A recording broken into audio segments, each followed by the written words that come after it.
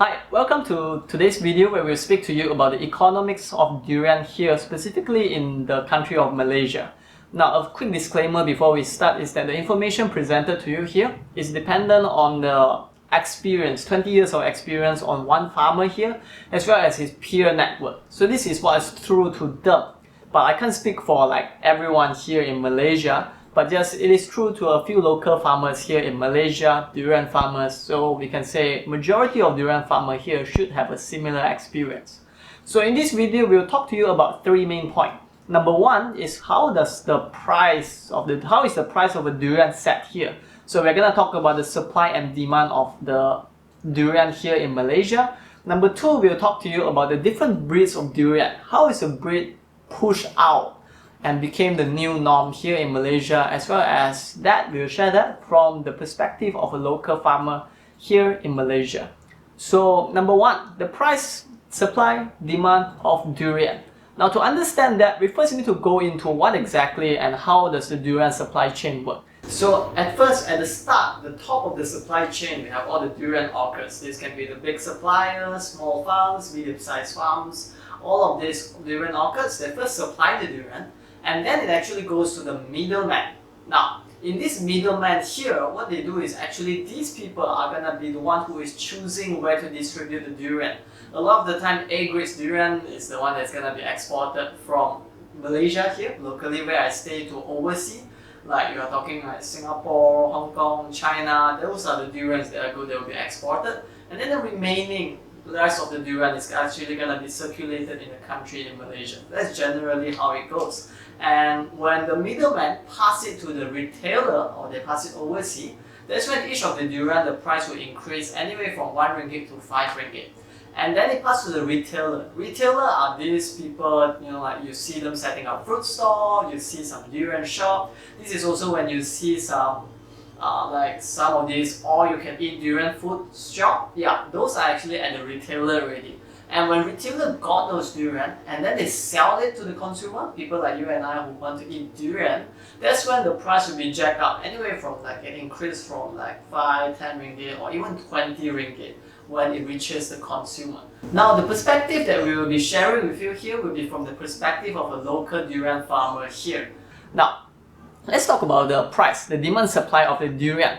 Now, who actually sets the price of a durian? So it is actually the largest supplier here in each state. And largest supplier, I mean the largest farm here. To give you a quick perspective is that the local farmer that I interviewed, that I spoke to here, he has 13 acres of land for durian, and per day he only produces about, on the peak of the durian season, he only produces about 30 to 40 baskets of durian.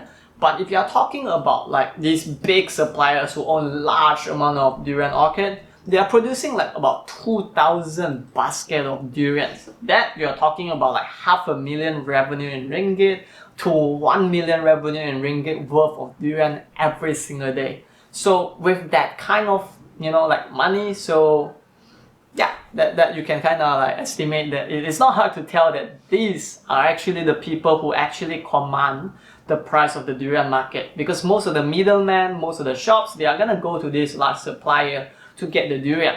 So what will happen is that this large supplier, they would actually determine the based on the supply and demand to know and set the price. So at the start of the durian season, when the demand of durian is really high, like one day they will be giving out this basket of durians and they realize, oh, at the end of the day it's only like 10 or like 5 or 6 baskets of durian left, very low amount. Then that's when they will go like, okay, next day we're gonna just increase the price of durian, by 3-5 ringgits. And then the local farmer here, they are not directly connected to the big supplier here, but they are actually going to follow that pricing that is set by them. And this price will generally just circulate around the market, and most of the local farmer here will just follow this pricing that is set forth by this large supplier. So this higher demand in durian generally happens at the start of the durian season, and then it kind of stabilizes, it goes a little bit lower because the demand is now lower, and when the durian season is about to end, and the durian supply is a little bit lesser, that's also when the demand would be larger than the supply and the price will go higher. So that's generally like how the price go. The large supplier they check their demand, and then from there they go like, okay, this is what is the price that we'll give out. The middleman will have all this information, it will be circulated in the industry. The local farmers will then follow this pricing. So that's how it works for the price and the supply and demand of the durian. Now, second pointer, let's talk about the breed of durian. So, based on the conversation with this local farmer here, for him, we will talk about the lowest and highest price according to his perspective. Now, he plants 3 of this like a main breed of durian here in Malaysia. So the main breed are specifically D24, Musang King, as well as Blackthorn, the newest species. So for him, D24, the lowest price has actually went to 7 ringgit, the highest price has went to 16 ringgit. And this is over these past 2 years. And for Musang King, the lowest price is at 28 ringgit, highest price that actually went to like 65 ringgit. And on average, this price centers around, Musang King just centers around like 35 to 40 ringgit. Now for Blackthorn, the lowest price is actually at 50 ringgit and the highest price actually went to like 65 ringgit. So those are the pricing for these 3 breeds of durian. Now, let's talk about the influence of these big suppliers have too over like the durian market's breed. Because if you are a durian lover, like 30 years ago, you will know that D24, that was the prime of durian. That was the best durian breed that you can get. And everyone is talking about D24. That's their favorite durian. So that was the durian that had the most supply and it commanded a higher price. But over time, it faded away and Musang King became the new wave of durian, the new best durian here in Malaysia. And that is, for over a long while, it has been the highest demanded durian. And right now what we are seeing is, it seems that Blackthorn, this new breed of durian that is registered in 2012 and get popular in recent years, is actually now commanding a large majority of the market.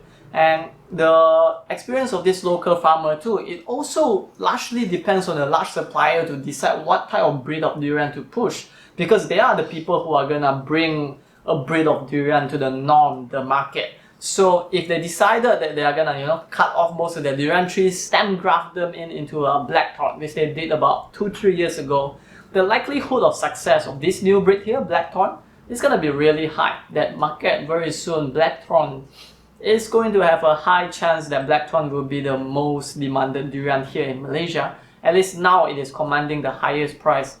But he also told me that there is no absolutely guarantee. The durian breed can actually, have a very high demand for a while and then the market didn't like it and it fades off.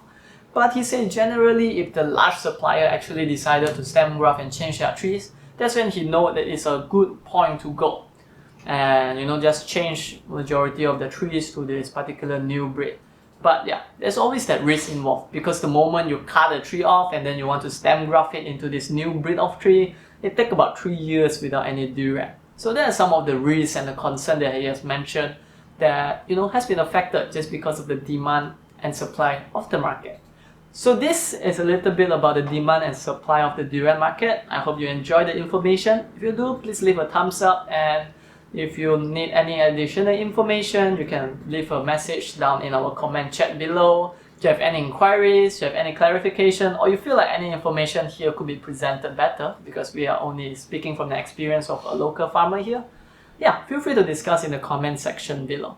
Other than that, please like and subscribe if you find this video to be useful, and we'll see you in the next video.